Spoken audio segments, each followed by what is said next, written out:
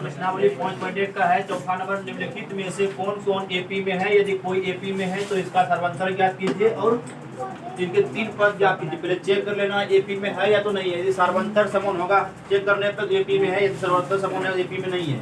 इससे पहले हम 9 ऐसा बता चुके हैं बड़ा वीडियो में। यदि एपी में होगा सर्वांतर एनडी का मान लिखना है, इससे आगे 3 पद निकालना है।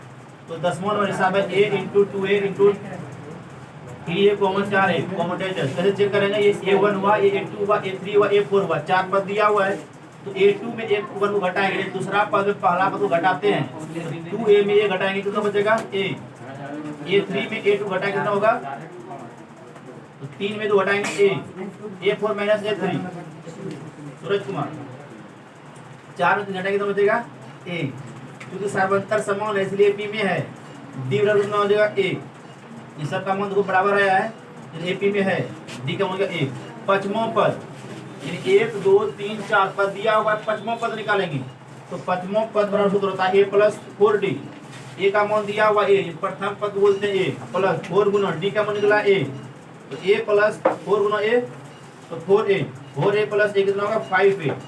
छठा पद a + 5d सूत्र होता है a का मान दिया हुआ यहाँ पे पहला पद a है, फिर 5 गुना d का मान निकला हुआ यहाँ पे a। तो 5 गुना a 5a, अब 5a + 1 कितना हो गया? 6a। सातवां पद a + 6d, a का मान है a प्लस 6 गुना d का मान निकला हुआ a।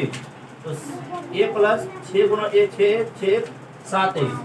अब 11वां नंबर हिसाब देंगे a, फिर है a² है, फिर a क्यों है? a पावर 4 है।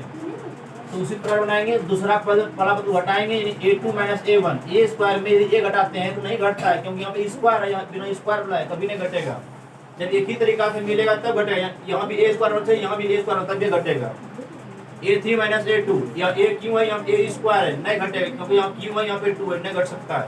a4 - a3 यहाँ पे 4 है, यहाँ पे 3 है, नहीं घटेगा, क्योंकि सर्वांतर समान नहीं है। डी का मान नहीं निकला है बराबर, निकल भी नहीं गया है, इसलिए एपी में नहीं है। तो ये है 12 नंबर है √2 √8 √18 √32।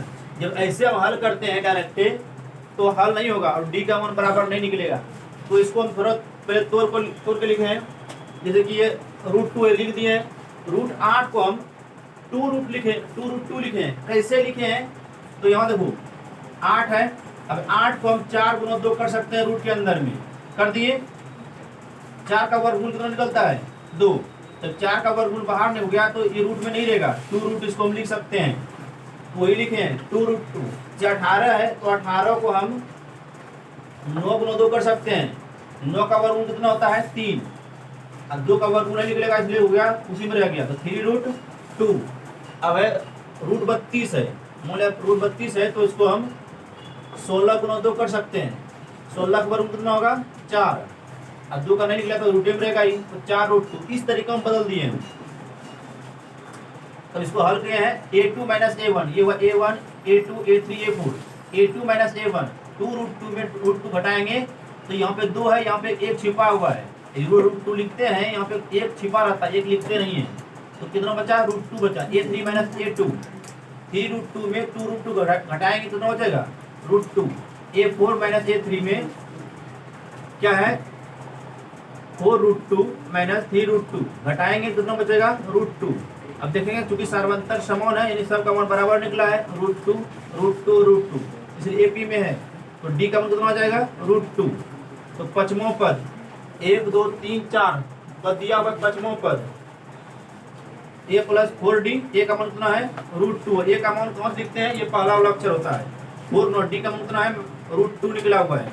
तो कितना हो जाएगा? 4√2 और 1√2 दोनों जुड़ जाएगा, क्योंकि दोनों में रूट है, तो 5√2। ये भी आंसर है, ये भी आंसर हो गया। लेकिन किताब में आंसर ऐसा नहीं होगा, वहाँ क्या होगा? 50 दिया रहेगा √2 में। तो कैसे लिखे वहाँ पे ध्यान से देना है। ये आंसर ही भी ठीक है, 5√2 भी आंसर सही है, लेकिन वहाँ दिया होगा आंसर में दिया होगा √50। तो मान लिया जाए रूट जो 5 बाहर निकला है तो कैसे निकला है? जिसे बदलने उसी प्रकार 2√25 ऐसे हम कर सकते हैं।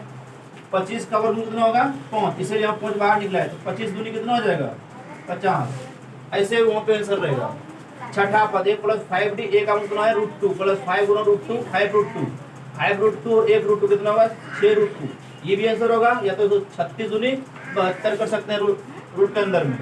सातवां पद ए प्लस 4 ए प्लस 6d, ए का मतलब है √2 प्लस 6 गुना √2, √2 प्लस 6 √2 कितना हो जाएगा 7 √2।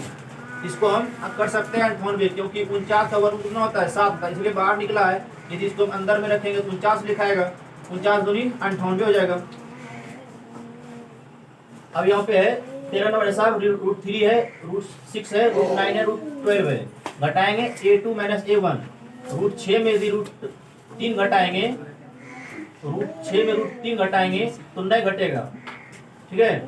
फिर a3 माइनस a2, √9 में √6 घटाएंगे नहीं निकलेगा। जब दोनों बराबर रहेगा √9 रहेगा तब ये घटेगा। a4 माइनस a3, √12 में √9 घटाएंगे तो नहीं घटेगा, लेकिन क्योंकि सर्वंतर समान नहीं है इसलिए एपी में नहीं है। देखो ये 14 नंबर हिसाब है, ए स्क्वायर है, 1 3 पे स्क्वायर है, 5 पे स्क्वायर, 7 पे स्क्वायर है और डेस है। तो ऐसे के हल करते हैं तो नहीं घटेगा, तो थोड़ा और साधारण कर लेते हैं। 1 का स्क्वायर 1, 3 का स्क्वायर 9, 5 का स्क्वायर 25, 7 का स्क्वायर 49। अब घटाएंगे a2 माइनस लोग यहाँ देखेगा बड़ी बकलोलवा है वैसे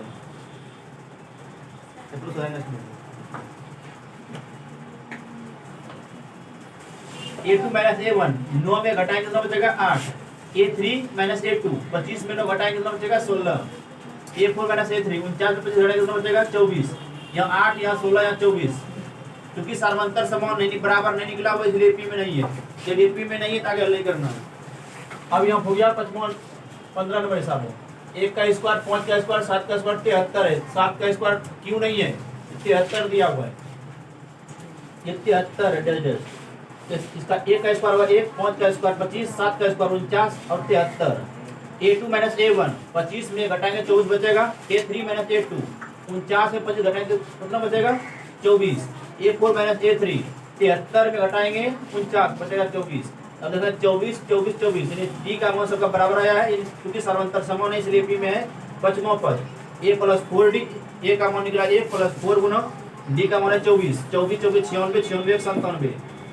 6ठा पद a प्लस 5d, a का मान है 1 प्लस 5 गुना डी का मान है 24, 24 पंचे 120, 120 प्लस 1 121। 7वां पद है a प्लस 6d, a का मान है 1 प्लस 6 गुना 24, 24 छके 144, 144 प्लस 1 कितना होगा 145।